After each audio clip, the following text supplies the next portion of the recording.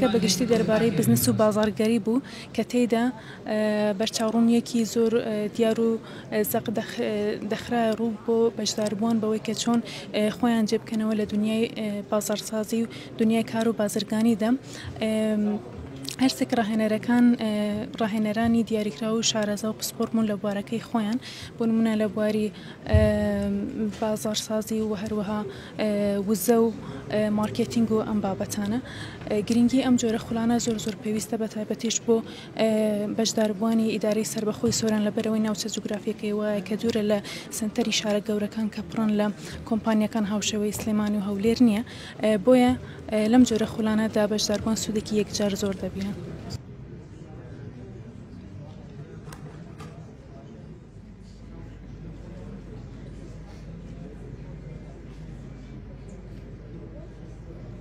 هەمومان ئەزانین گەنج سەرکردەی هەموو وڵاتێکە ئەتوانی داهاتووی ئەو وڵاتە بگۆڕی، بەڵام بە شێوازێکی تر گەنج ئەتوانی هەموو ئەو توانایی کەوا هەیتی و بەکاربینی و کردنەوەی ئەو جۆرە خولانەش بە تایبەتی ئەو هاندانەمان پیشانەدا کە گەنج سەرکردەیە، توانایی هەیە، دەسەڵاتی هەیە لە هەر بوارێک و بە تایبەت بواری بزنس و بواری بازاڕی کار کە ئێستا زۆر گرنگە لە ئەوەی گەنج پەرە بەو توانایی بدات و ئەو فکرەیەکەوە هەیتی بەکاری.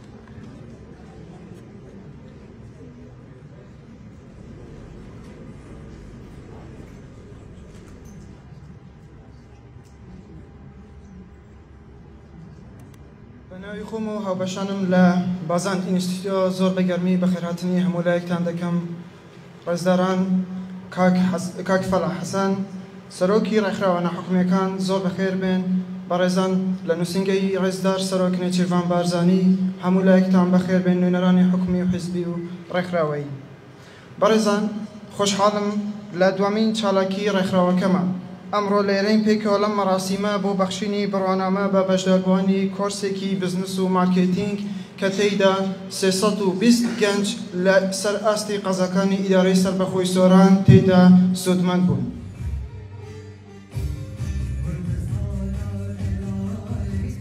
زاری کرمانجێ بێگومان من زۆر خۆشحاڵ و شانازی بوو بۆ من وەکو ڕاهێنەرێک بتوانم بەشداریم خۆڵی گرنگە بکەم بۆ گەنجانی سۆران.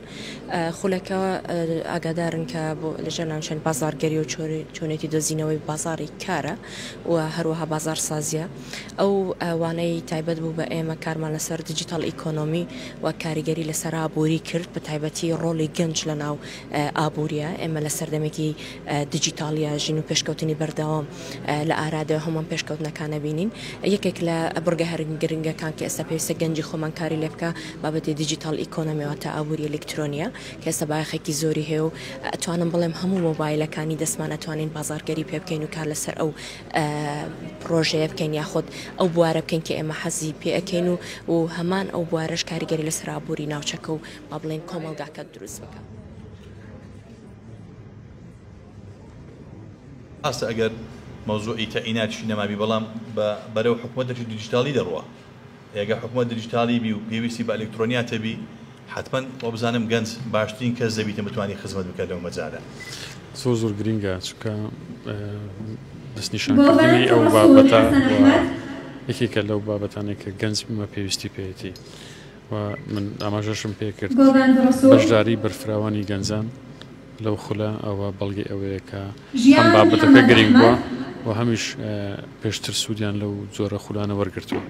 بۆیە ئەمە بە دڵنیاییەوە بە بەردەوامیش هەموو ئەو گەنجانێک کە هەوڵی بەرەو پێشبردن و بەرەو ئامادەسازی گەنجان دەکەن بۆ ئەوەی بتوان بستنە ناو بازاری هەلی کار، بستنە ناو بازاری مارکێتینگ کە ئەوە خۆی لە خۆیدا بابەتێکە کە گەنجی ئێمە پێویستی پێێتی.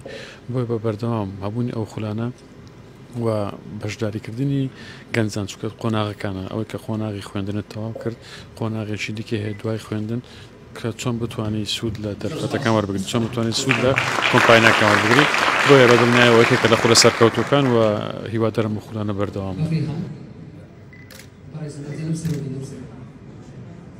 آرام زعفر